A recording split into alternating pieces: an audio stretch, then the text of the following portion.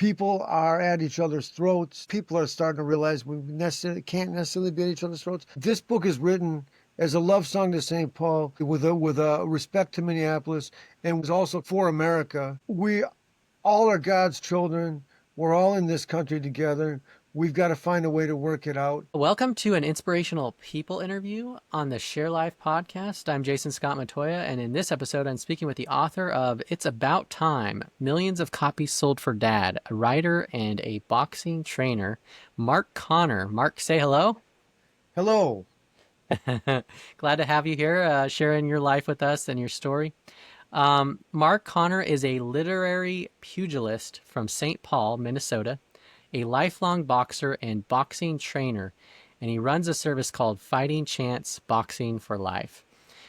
And he has this interesting mix of both boxing and writing and how they fuse together. So we're going to tease that out. But Mark, tell us, who are you and where does your story begin?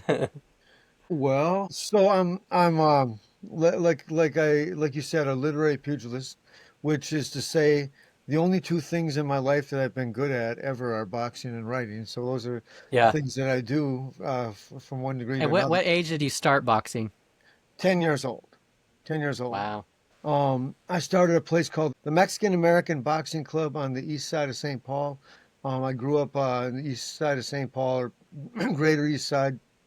And uh, so I learned from a really wonderful man, a World War II hero named Emmett Yanez, who taught me to box when I was 10 years old, and I was really into it. I begged my dad to bring me to a gym, and he finally did. And it was something that I just really wanted to do, and I always visualized myself as fighting professionally, having a long career as a professional, and I ended up not fighting professionally, not turning professional, which was it's an interesting thing because I actually uh, was worked out in gyms and trained out of gyms where there were some guys from Minnesota who aren't big stars, but they actually went very far.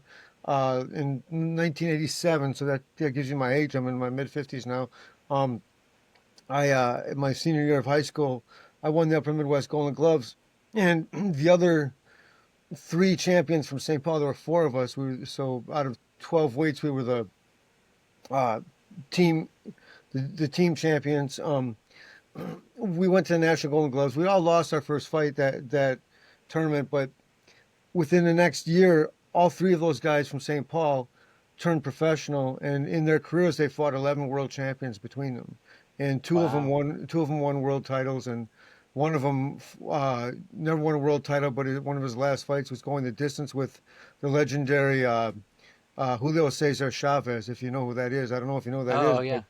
yeah, he was one of the top fighters of the last part of the 20th century. So, Wow. so I and the last trainer that I had was a guy named Dennis Presley. God rest his soul. Because three of the four main guys that would have worked my corner growing up have all died now. Emmett Yanez, uh, uh, Gene Rock White, and Dennis Presley.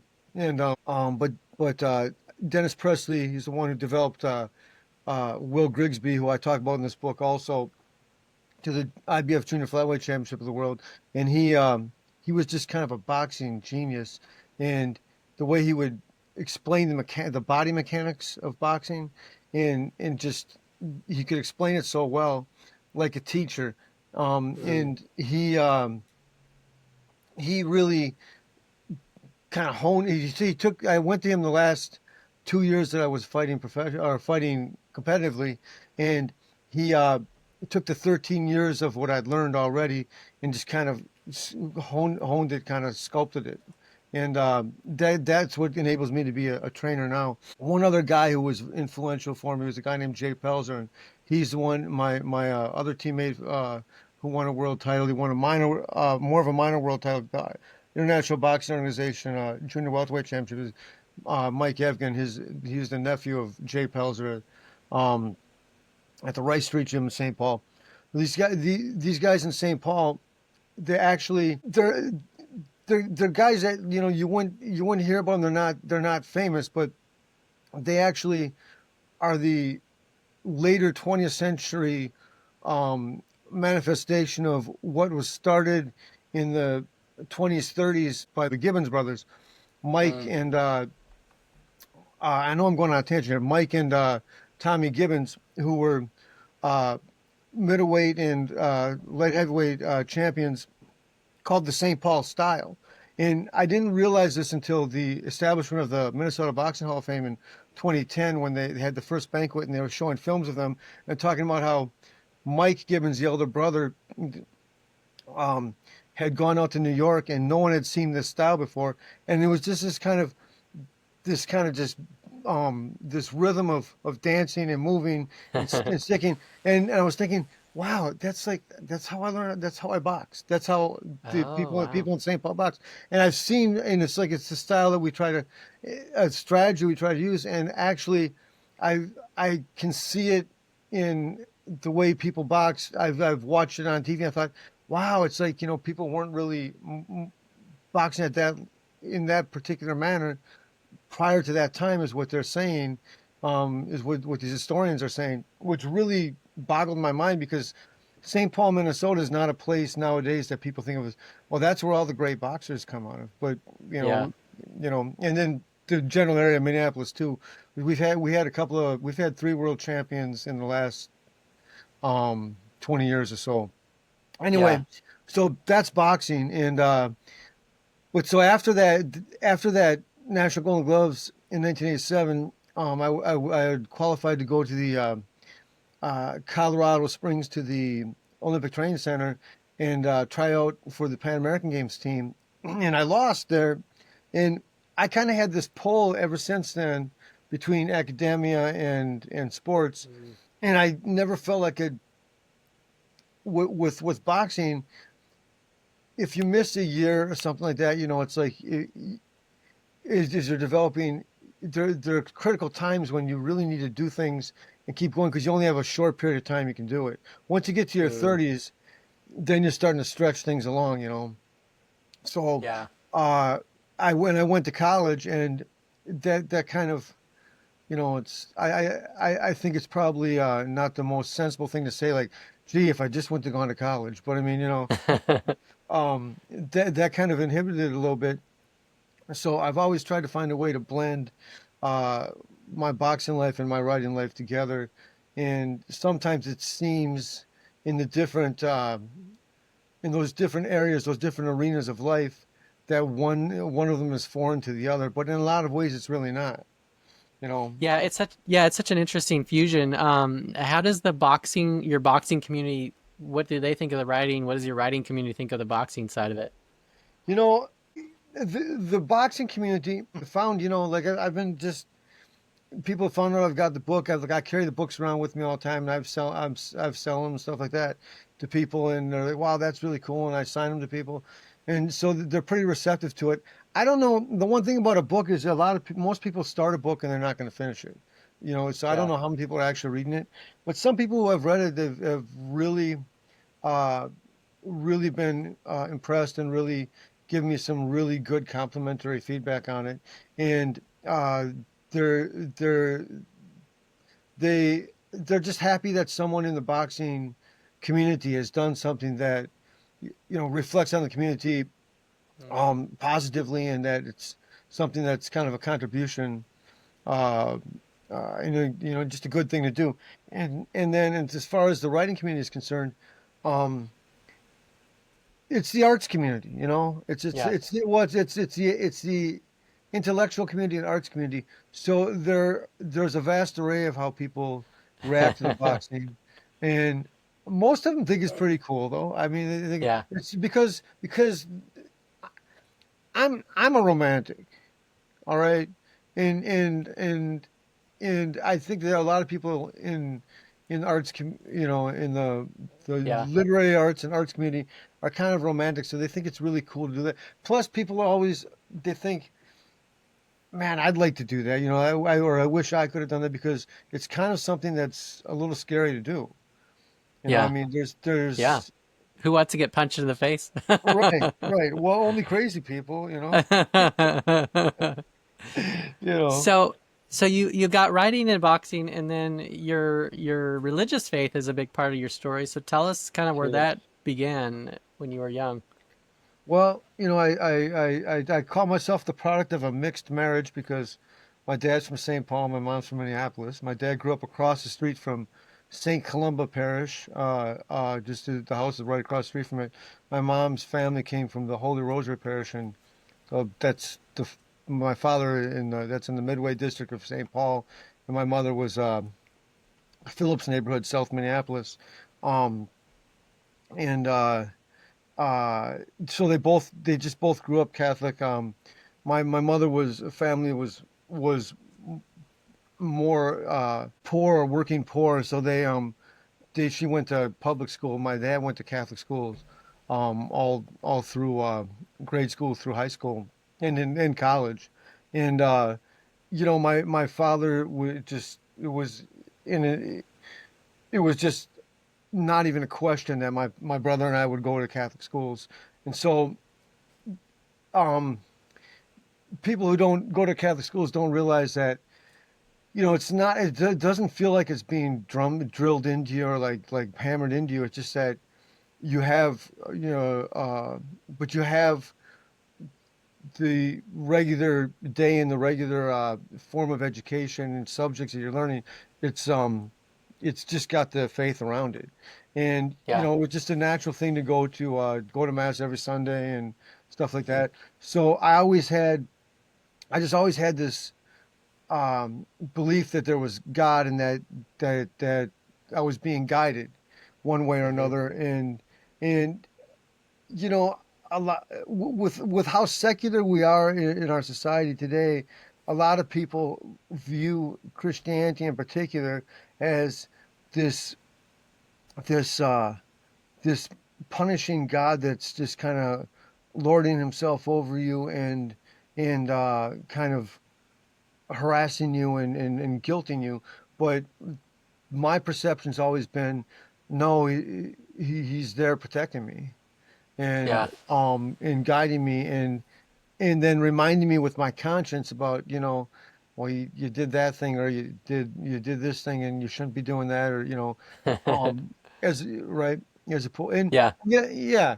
So the one prayer um and a lot of Protestants don't understand why we pray this prayer, but the one prayer that I say every day is always like throughout the day. There are times when I say it, I just say it to myself all the time. Is the Hail Mary, and Hmm. and it's all about it's like it actually it takes I being Catholic. I can't quote chapter and verse Yeah. because that's just the way we are.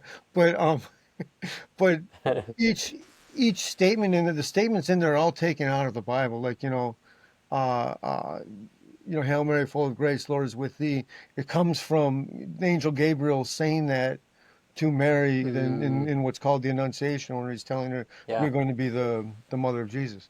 Um, so that was always something that was there, but like I always was just in the world, um, just interacting the way people normally do, but it's just always there. But it's something that I'm not necessarily announcing to people. Just always there and always kind of a reminder. Right. Yeah. I hope that Yeah. makes sense what I'm saying there. Yeah. Yeah. Well, how did your faith evolve as you became an adult? So, well, I always had kind of a rebellious spirit. My brother kind of has that too. Like, and it's like in some way was kind of following his example. So then, and there's all this kind of um perception I think that people have of being intellectual. When you start to be smart, you're really questioning a lot of things.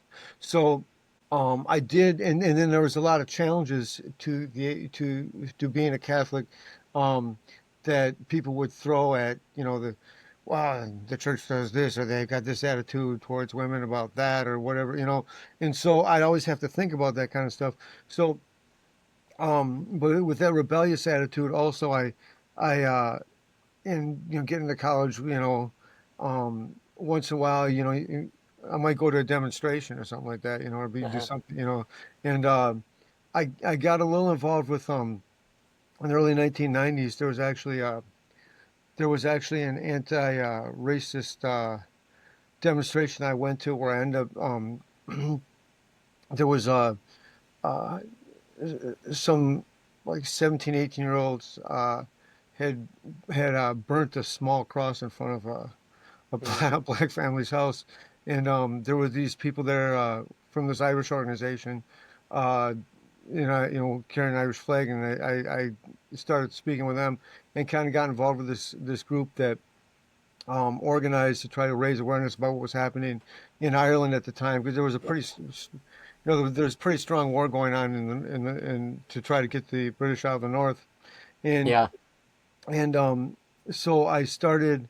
Uh, I got involved with that group, and um, at that time, so there are Catholics involved with it, and also Protestants but most of them with this group were kind of fallen away and kind of like Mm. like rejecting the church, and so I started to be around that what's I never considered myself a progressive. I never ever liked that word, but what's people call the progressive community, or the kind of um and I started to kind of question things, and I started to kind of loosen up on my faith a little bit in my Mm. early 20s and so forth to my mid 30s, and there was a solidarity, and there's always been a solidarity. You can go back to the famine time of Irish famine time. The Choctaw Indians actually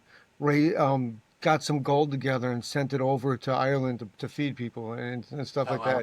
that. But so there's this group called AIM, the American Indian Movement, and they had a solidarity with the Sinn Féin, which was the Irish Republican political organization associated with the IRA, and because there was kind of an intermixing there, so I kind of got interested in Native American Indians, and then I had a Irish American friend, a poet named Kevin O'Rourke, who was in his early 40s at the time, and he'd been gotten involved with the Sundance ceremony down in uh, South Dakota on the Rosebud Reservation, and he took me there in 1995, and then in the next year, I met this guy who's actually the artist who did the cover work on this book. A guy named Eric Oh, East, cool. right? Yeah. He he was working at this place called Anda Young, which is Ojibwe for uh, our home center. It's called, and it's a temporary emergency homeless shelter. It's an American Indian temporary emergency homeless shelter for kids aged 5 to 17, and Mm. I was working as a teacher's aide at Boys Totem Town, which is a uh, St. Paul juvenile detention center, and I thought, hey, I'd rather do this than that. So I applied, and he kind of recommended me, and then I got really deeply involved with the Native American Indian community, and um, a woman named Gabby Strong was the executive director at the time, and her her husband Darwin really took a liking to me, and I'd gone to that Sundance 3 years in Rosebud. That's the 95, 96, 97, and in 1999 he convinced me to go with him and Gabby to one in Kyle, South Dakota, which is in the Pine Ridge Reservation, and I went there through 2003. And so I learned a lot about what was going on there. And so I got to the point where, because I would go to the sweat lodges and stuff like that, and what made me comfortable in that situation was it was kind of the ecumenical approach of, okay, I'm respecting this other culture's religion, and I'm Hmm. praying with them, and I believe that they have a different perception of God, but what ultimately what they believe in is God, even though they have a different vision or interpretation of the personality.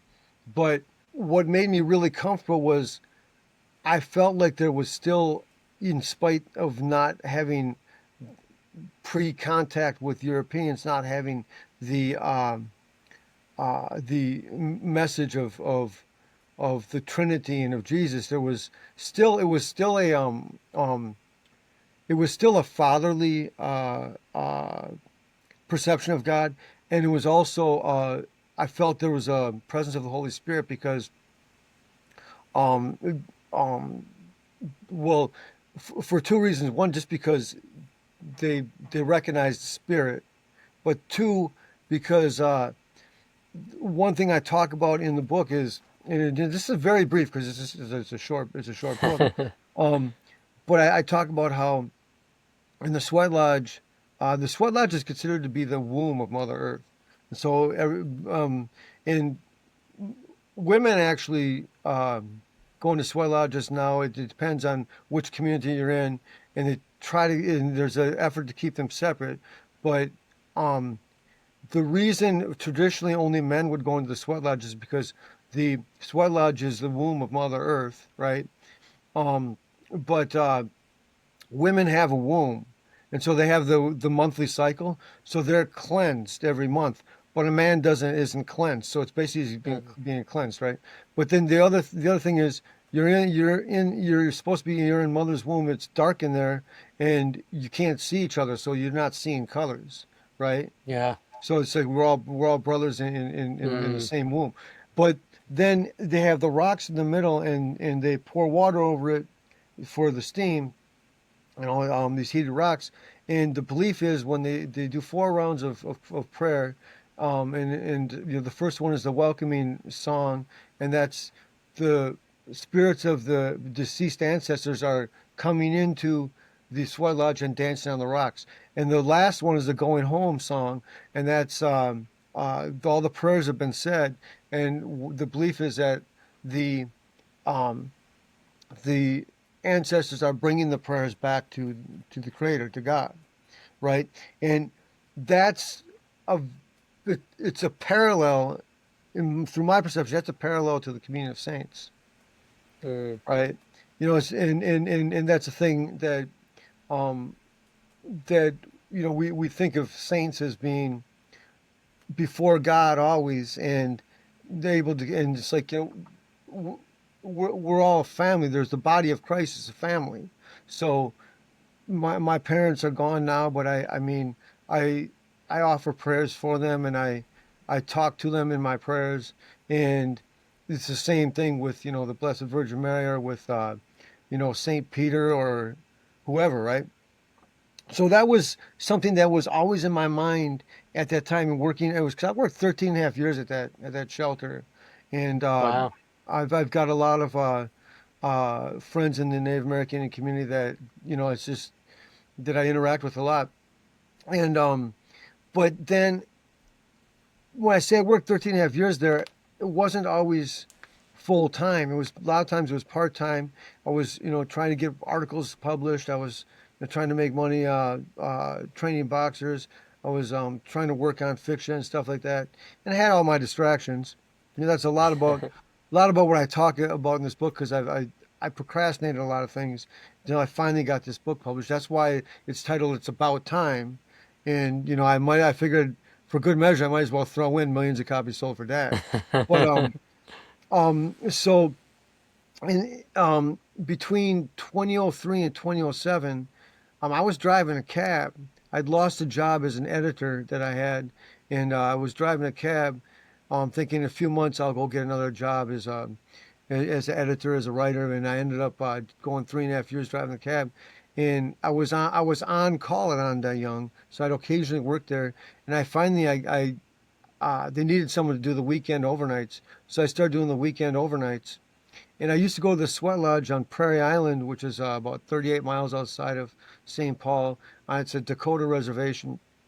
It was on Friday nights, and I couldn't go to that anymore, and then because I had to be at work, and I had occasionally missed mass then. I justified to myself that it's okay because I'm still doing something religious if I missed it. But I was sitting in my apartment thinking about it one time, thinking, I've got to make sure that I'm doing something every every weekend that's every week that's religious, and keep that going. And I thought to myself, I'm supposed to be going to mass because I'm a baptized Catholic. This is how I was raised. This is what I'm supposed to do. So I just started making sure that I was going, Yeah. and and really made a recommitment to my faith. Uh, Fully by 2007. And the thing about it is that it was in the midst of it was in the middle of this community that is a different religion entirely. And no one in the community, I didn't announce, hey man, I'm making myself uh, fully Catholic again, but and recommitting to it. I didn't announce that to people, but there was no one around me that was discouraging me from doing that Yeah. and from really returning to my Christianity. So that was the kind of mutual respect that I really experienced in the Native American Indian community, and what I really appreciate about them, and that was their gift to me, really. Yeah. Yeah. So So draw us into, first day you started writing the book was the tragic day for you. So yeah, take us along the journey here. okay. Well, I'll start out. I'll read that sentence.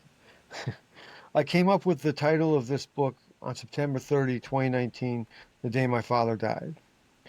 Dad had been on life support since September 20 when he'd had a heart attack in a rental car in a Costco parking lot in San Francisco, California, 5 minutes from the airport to which he and Mom were about to drive to catch a plane home.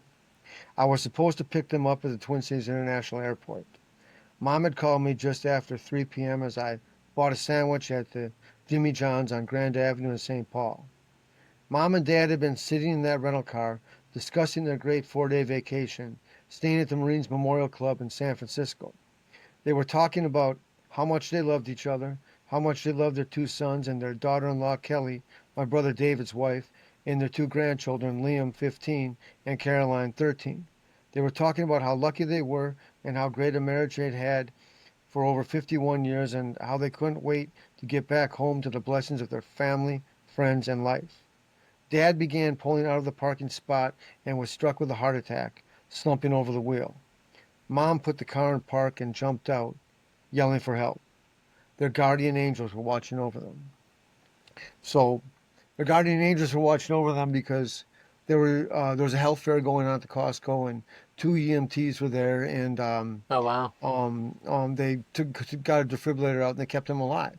And so um, there's I can read in the narration over the next page, but I think that for time's sake, maybe I'll just try to sum it up by just telling you. Um, my my brother went down that following Sunday until the following Friday to be with my mom, and my dad was on life support the whole time. And he's a senior in St. Paul. He's a senior public defender in Ramsey County, so he had to come back home for work.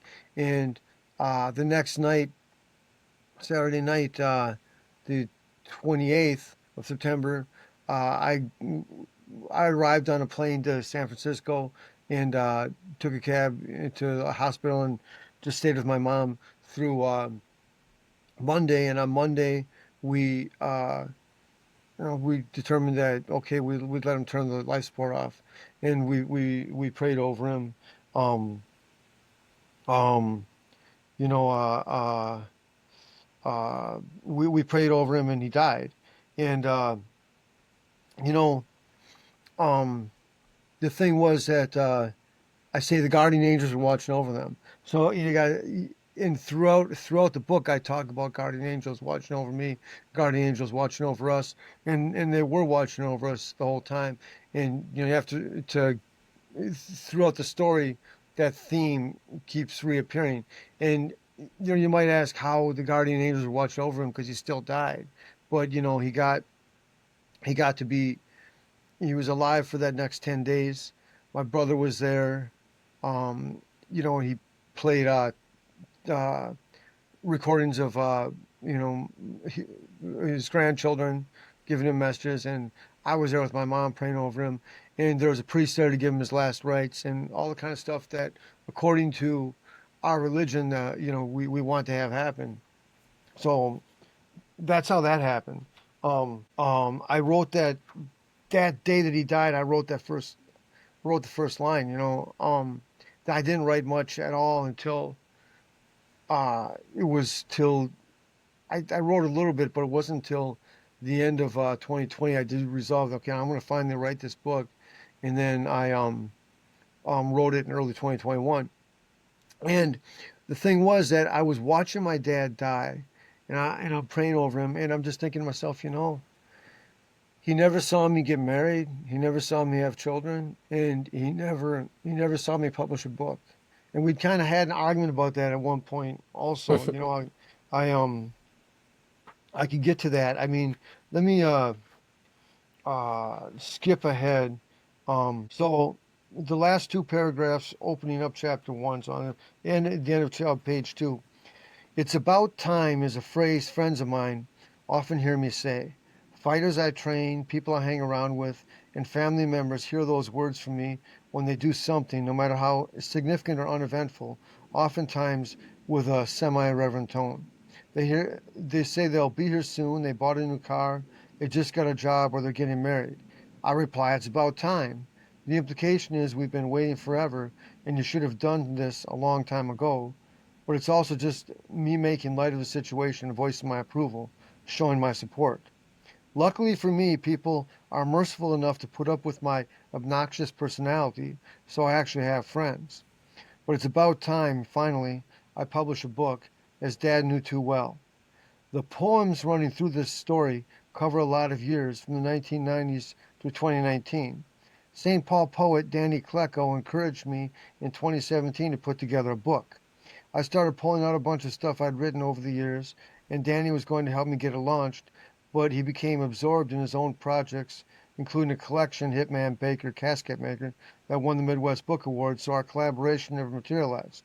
You could say it got stuck in the snow, which is metaphorically accurate, given the night I premiered the first three poems of this book in the Clown Lounge downstairs at the Turf Club on University Avenue in St. Paul, Wednesday, February 20, 2019.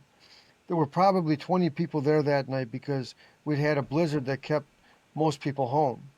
You couldn't blame them that year, one of the coldest and snowiest winters in our lifetime. But the crowd was good, and I owned the room.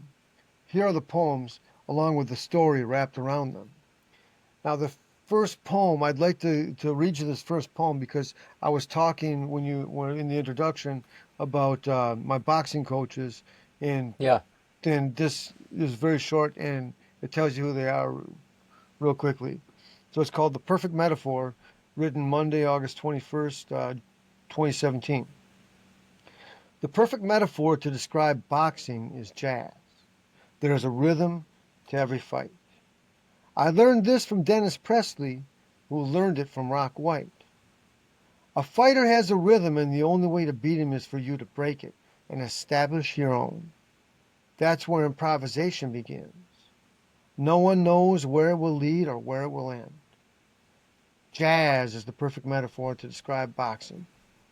Every fight has its rhythm upon which is added improvisation.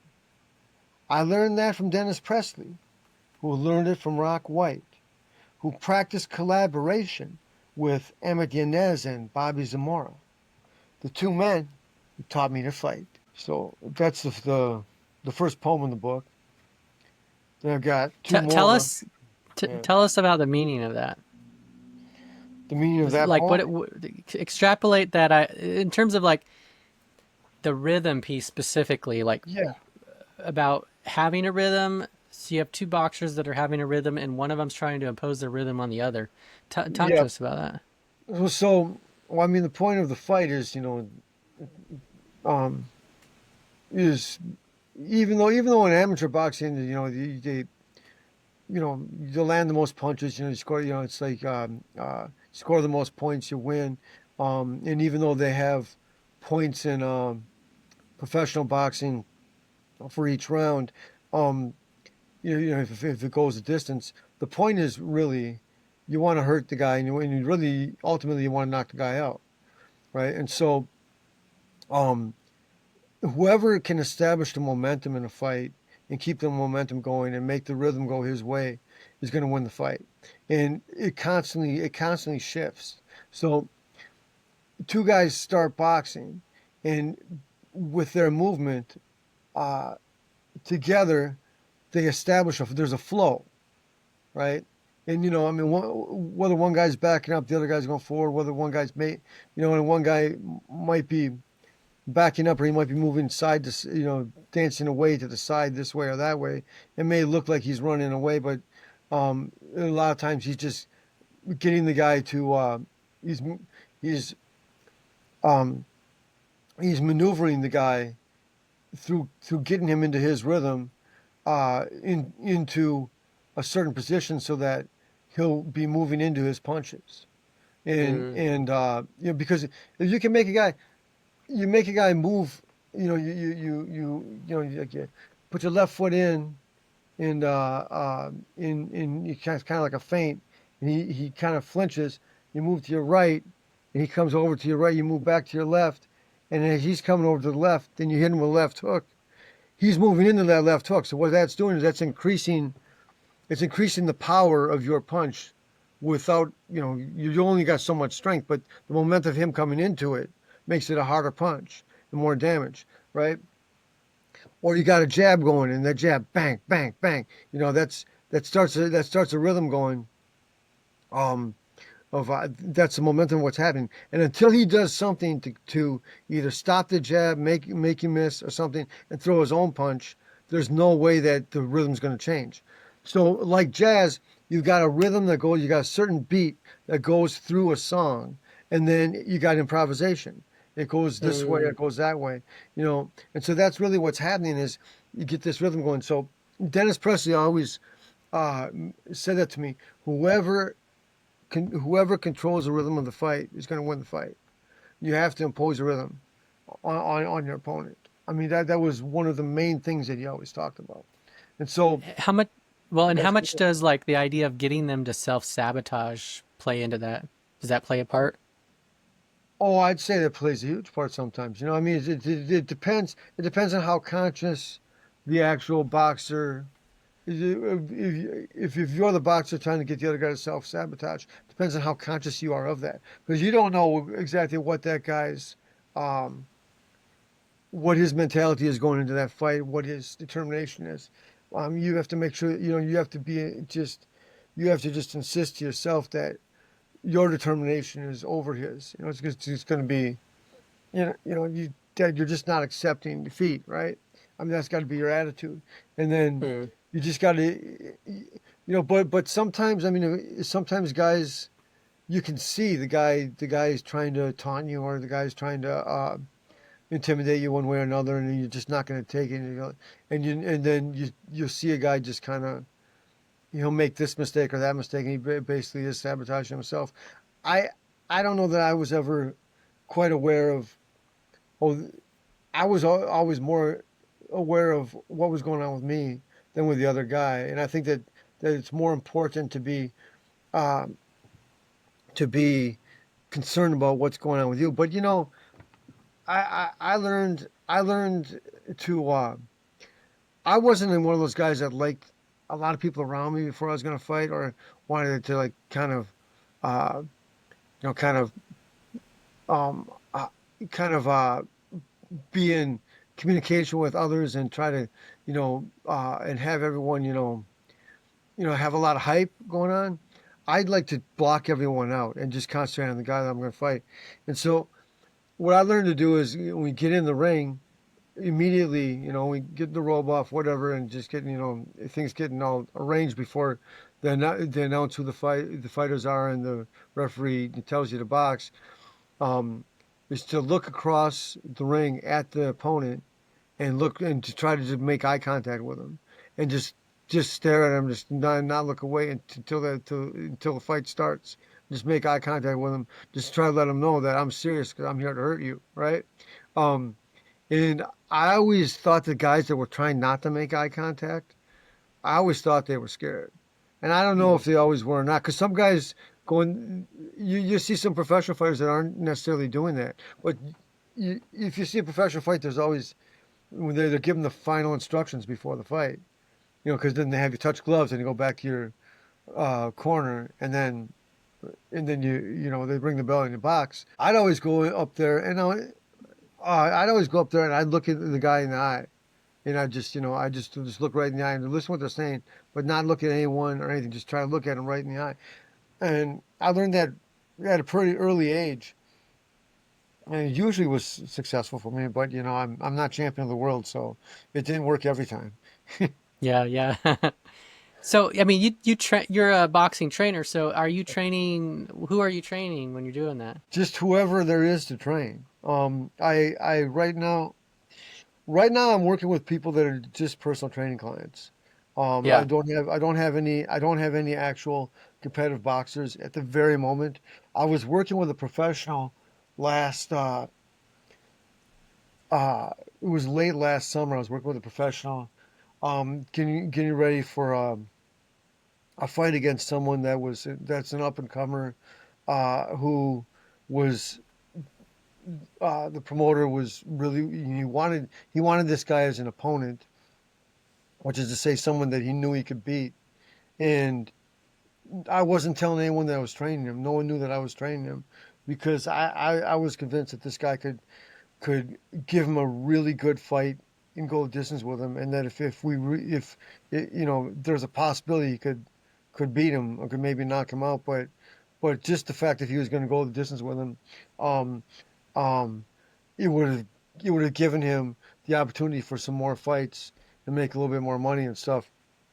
Um, because the promoter would have this is a pretty big promoter in terms of this region, but at the last minute, like the week of the fight, it got canceled anyway. The whole card got canceled, and then Oh, after that happened, the fighter hasn't been around, and so I just so I've just been dealing with people that are just like business people that are just staying in shape and learning self defense stuff like that. That's okay. all I've been doing recently.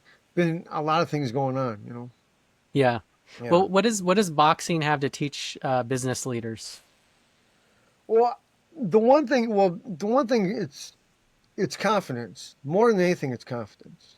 Mm, And someone who's a business leader already has confidence, but you get that physical discipline. For one, you feel better when you're physically in shape. Anyway, you're healthier. Everything just works better, and and you've got more physical strength and more endurance. And the other thing is, uh, it's the same. You need the same dedication. It's just physically with your body to be working out and training as you do to be on top of your business every day. And when you do work out like that, wakes you up, makes you more alert.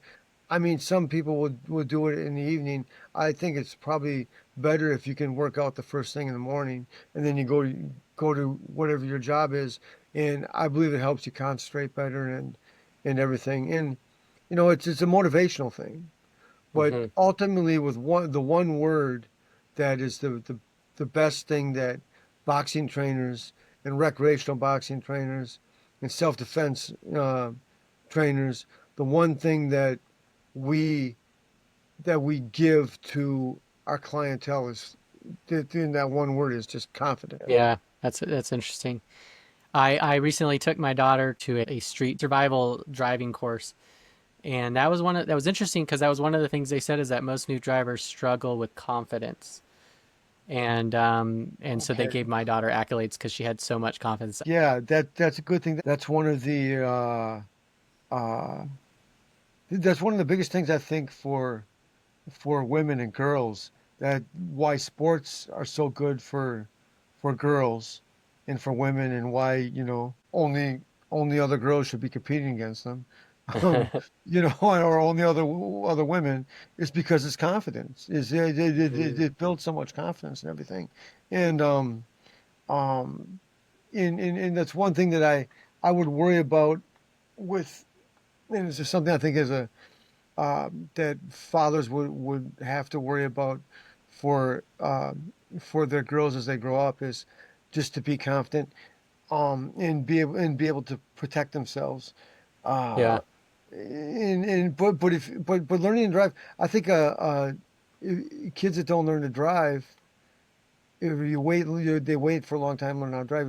It's just another area of life where you feel more comfortable with the world and you're just more confident, and uh, yeah. things, things you can do. Yeah. What's your experience with female boxers, and is there a difference in what you've seen and why they go into it and the type of the things that they get out of it that are different than men? Well, I consider women's boxing to be an entirely different sport. Oh, Uh, okay. and the reason I do is because women are, I mean, just women's bodies are different. So it's just different. I have trained women, and some of them are really good. I have not trained many who have actually fought, um, but it's something that is it just builds confidence, Yeah. and with women, when girls and women go into boxing, I'm not always sure why they do, but I think that um, it's just another confidence thing. It's Yeah. like it's an idea of wanting to do something. Can I do this? And am I going to be able to do it? And uh, will it make me stronger? Will it make me better? Will it make me just more competent with myself? I think it gives a certain kind of confidence to someone. So I like I've seen at the gym there are a couple of young women that have like three or four young women that have been boxing there the last couple of years and have done quite well. And one of them uh, is gone to the National Golden Gloves a couple of times, and Wow. you can just tell from when they first walked into the gym to 3 years later or so, Mm, the kind of confidence that they have that they're not going to take a hard time from people, generally hmm. speaking, in the rest of life. So, Yeah. I think it just makes you more comfortable in public around crowds, Yeah. in kind of public performance situations. So, Yeah. yeah, yeah. So you're also a writer, and you've been telling us your story. I mean, how do you think about stories and narratives? I mean, how do they influence you? How did they shape you? Tell us about stories, the Well, dynamics of stories. well, I mean, stories, they are the means by which we establish and maintain memory. And the exact sequence of events in our lives, the the meanings around why things happened. That all comes from the telling of a story and the understanding of a story. And Yeah. so, you know, like I mean, like I was talking about the whole pull I had between the whole academic uh, pursuit in relation to the boxing pursuit. Um, there's stories I told myself that actually inhibited me. Like, you know, I thought that I had to at least win a national title before turning professional because I don't want to be like these guys that don't make any money, and I don't want to have a job Mm, while I'm boxing, stuff like that. But the three guys that I told you were my teammates that turned professional, fought 11 world champions between them. Um, they were, to one degree or another, they worked. And the second guy that I mentioned won the IBO junior welterweight title, Mike Evgen. He was um, he was a milk truck delivery guy when he ended up he won that title, and then when he ended up challenging for the IBF lightweight title, which he lost that one thing to a really great fighter named Rafael Ruelas. He was a milk truck driver still at that same time, and delivering to grocery stores. And the guy who fought Julio Cesar Chavez, uh, Larry Lacassiere, they called him Lightning Larry Lacassiere. He was working at a printing company, on a printing press. That's what he did mm, for his day job, but his last fight, or was one of his last fights, but it was at the end of his career, where he went 10 rounds and he didn't get beat up. He didn't win. He obviously lost. He obviously lost the fight, but he didn't get beat up by uh, one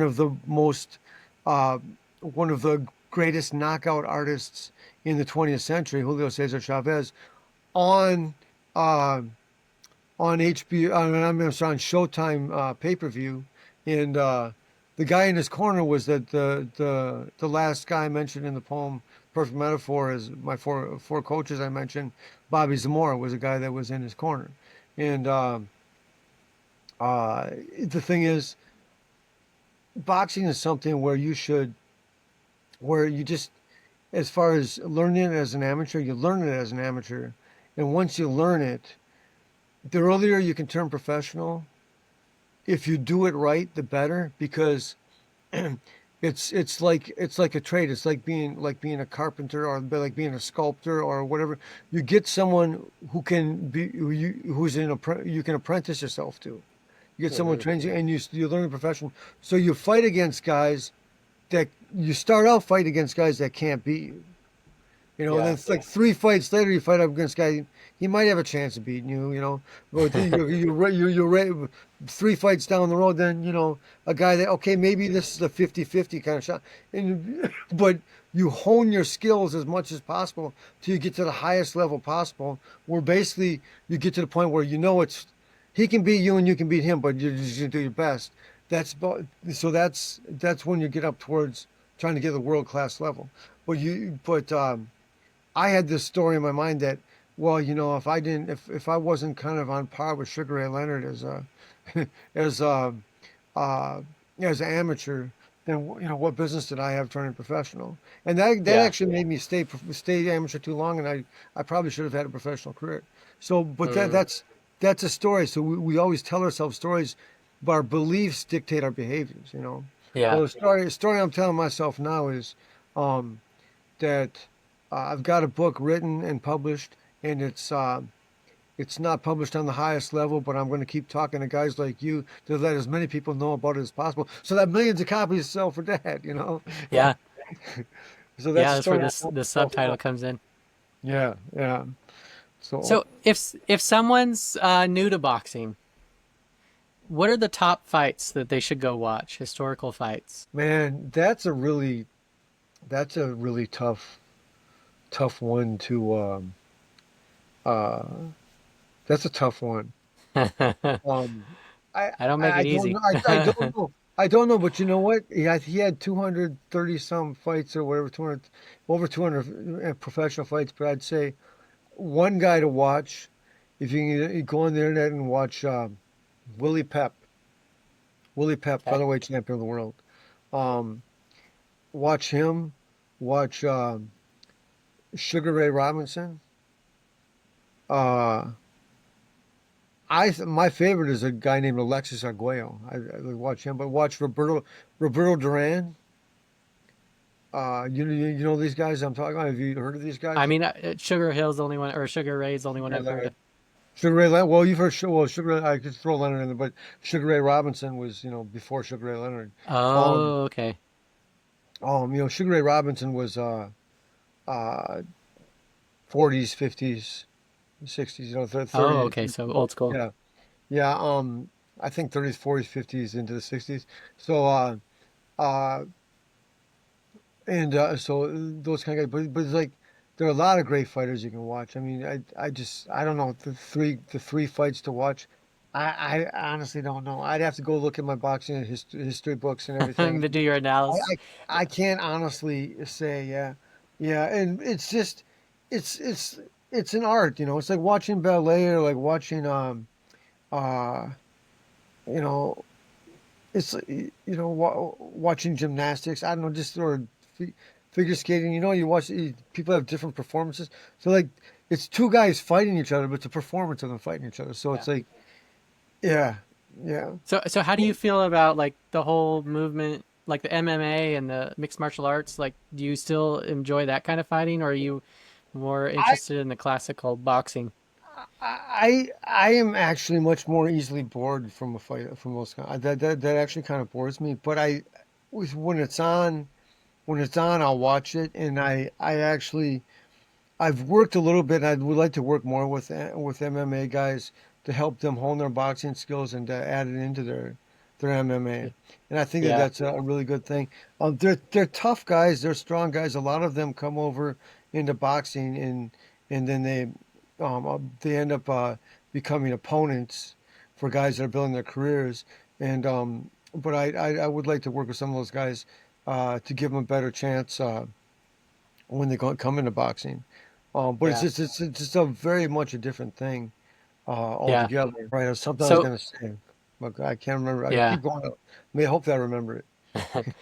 What are the best boxing movies? Well, I say the Rocky series through um the last one, Rocky Balboa. When he finished it off with Rocky. Yeah, I think there were five. I think there's six. I think that's six, right? The Yeah. last one is called Rocky Balboa. I think Yeah. that the way he philosophically, the way he finished that, I think that was great. Then, I saw the first two movies, Creed, but Yeah. Sylvester Stallone granted the rights to someone to write this to continue the story writing about Apollo Creed or the legacy of Apollo Creed. Apollo Creed died, and when he died, it was such a he had wife and children. He'd become really good friends with Rocky, and it was such a tragedy. And then Creed opens up with, "Oh well, there's this illegitimate son that uh, Apollo Creed had with some side woman." And is becoming a professional boxer, and that ruined the story for me. To me, that was a Uh, desecration. I consider that to be a desecration of an American icon because Apollo Creed was an American icon. He got killed fighting the Russian, during the whole Cold War thing, and then Rocky had to go avenge his death in Russia. They became friends in Rocky 3 when he helped him beat when Mr. T. Creed helped Creed helped him beat Clubber Lang, come back and everything. Right. But I there are other boxing movies that are really good. I really like the movie Raging Bull, but Jake LaMotta, it's really honest about how Jake was not he was not the morally the best example, for inspiring kids or something like, um um I'm trying to think of other ones. There's a I can't they're classic ones. I'm not thinking of them right now, but there's one movie with uh Rosie Perez plays the love rival for Woody Harrelson and I can't remember the Latino guy's name, but it's called To the Bone. I think it's called Play It to the Bone, something like Okay. that. I don't know if you've ever seen it. I haven't. Yeah. It's a really cool movie. These guys, yeah, it's but they're friends, but they're gonna fight each other. They got to make this trip down to Las Vegas to be on this card because they really need the money, is what it is, Yeah. and it's an adventure, and it's really good boxing in it, even though it's a comedy, but the boxing that they do in it is really cool. I really enjoyed that one. I'm trying to think of the other ones, the other classics, but I'm not at the moment. Is there any final words of wisdom you want to share before we wrap up here? I'm not sure exactly what words of wisdom I have to share. Um, I'll just say, I'm trying to think if I can come up with something here at the end too, because I shared one poem with you and just a little bit of the of narration in here. The thing is that I want people to know that this is on the jacket description. What it says is, "It's about time millions of copies sold for Dad" is a saga wrapped around a package of poems guarded by angels. With a narrative style that reads like a novel, contains a collection of poetry, and shares an autobiography. That's really what it is. It's a journey through love, family, and life. Those are the themes of it. I want people to read this book and to look at it and see that I'm making a statement about the way the world is and about the way our country is right now. I mean, I even talk about the riots. Like I was out helping protect Native American Indian buildings during the Oh wow. riots with AIM Patrol, the American Indian movement, and um, I didn't agree with the people that were rioting, and uh, we have our this all happened, and also I spent the last 3 nights of when we were under curfew during those riots and during the Minneapolis riots. I was on top of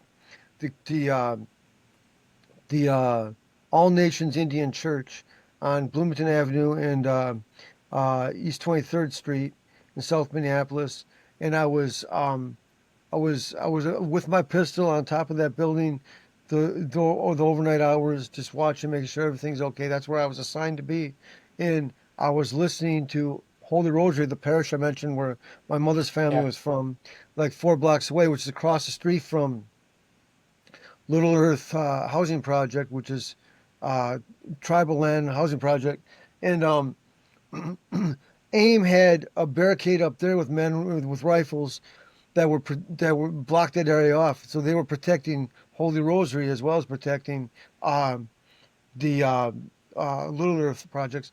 And I was listening to the traditional drumming and singing going on, and thinking about how 5 blocks. So where my the parish I said my father grew up across the street from St. Columba. That's 5 blocks from University Avenue, where all the fires are burning there in St. Paul, and in Minneapolis, five or like 6 blocks from where the police station was burnt down and everything. That's where Oh, my wow. mother was baptized. My grandparents grew up and were married, and here I am 4 blocks away. And I'm thinking about my dad dying and how the world had just gone crazy. And I've actually, I should actually probably, if I can find it before we run out of time, actually read that section to you. And the thing is that was well. The point is that's what the book it culminates at that the story culminates with that crazy event in our country, and people are at each other's throats. But I think people are starting to realize we necessarily can't necessarily be at each other's throats. This book is written as a love song to St. Paul, as a with a respect to Minneapolis, and with is also kind of uh, uh, for America, that you know we all are God's children. We're all in this country together. We've got to find a way to work it out, and that's how I honor my dad. And in Mm, his memory, and honor yeah. family, love family and life. And I want people to read this, and ultimately in this story and in this message find hope, find Yeah. encouragement and hope. Yeah. That's the whole point of the book. Yeah. That's great. So if people want to connect with you, you've got a Substack. Uh, Mark Connor, icpunchdrunk.substack.com. Yeah, or type in Mark Connor Substack on Google. The book, It's About Time, millions of copies sold for Dad. That's on Amazon, It's on Barnes and Noble. Amazon. It's on yeah, on Amazon, Barnes and Noble, Lulu, Lulu, Lulu. And if you go to my website, boxersandwritersmagazine.com/books, the books page. Cool. So those are ways you could definitely get it. And All right. And if you have a uh, boxing club and you want to give everyone a copy, you could buy 10 copies for everyone in the club, right? yeah, you can do that, and send me yeah, you could buy 10 or 100 for all I care. I won't stop you, but yeah, I think that this should be something that you should you Yeah. should buy these and just offer these as Yeah. incentives for as Yeah, if you gifts have a to the boxing studio, you should people. have a bookshelf of it on there. Yeah, I would hope so. I would hope so. Yeah. That All would right. be Well, great. Mark, thank you so much for sharing your life with us. Are you on social media? Just got the regular. I got the regular. I'm just regular Mark Connor on Facebook, and then I Okay. got an Instagram page. I don't know what it's called. Just my name. I'm gonna have to learn how to be one of these days more tuned into the social media thing. I'm not the greatest at it, but Yeah. Well, you might consider like reading more of your passages and putting them on there or something. hypothetically speaking, I just might. Yeah. Thank you so much. My name's Jason Scott Montoya, and this has been an episode of the Share Life Podcast. We'll see you next time.